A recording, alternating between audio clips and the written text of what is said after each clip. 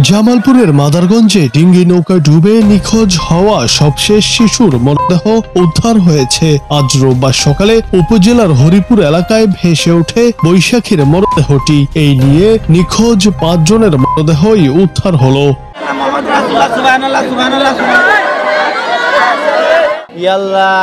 আল্লাহ আমার মায়ের বাঁচাই দিয়ে যায় ও আল্লাহ।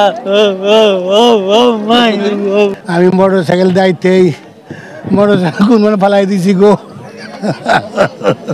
নিহতরা হলো সিঙ্গাপুর প্রবাসী দুদু মিয়ার ছেলে আবু হাসান ও মেয়ে মরিয়ম আক্তার পলি, রায়ের ছড়া গ্রামের আব্দুল আজাদের মেয়ে কুলসুম, বাউসি এলাকার নূরের মেয়ে সাইমা, চর ভাটিয়ানি উত্তরপাড়া আবুল হোসেনের মেয়ে বৈশাখী, যাকে সর্বশেষ পাওয়া গেল। তাদের সবার বয়স ৮ থেকে ১০-এর মধ্যে।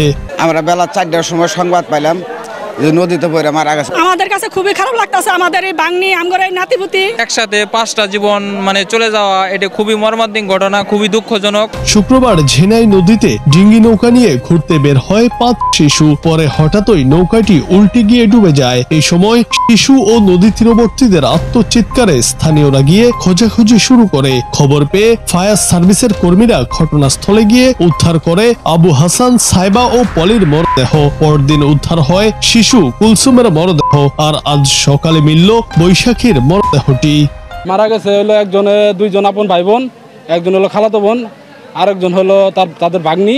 নৌকাতে উঠলে নৌকাতে একটা ঢেউটে বাচ্চারা নদীতে পড়ে যায়, মারা যায়। যার যা আছে নিয়ে অনেক খোঁজাখুঁজি করি, পরে আমরা পাইনি। পরে ভের জাল দিয়ে পুরা নদী ঘেরাও করে খুঁজছি। এখানে নদী আগে ছিল, এখন নদীটা চর হয়ে গেছে। ডেজারের মাটি তোলার কারণে এই ঘটনাটা ঘটে।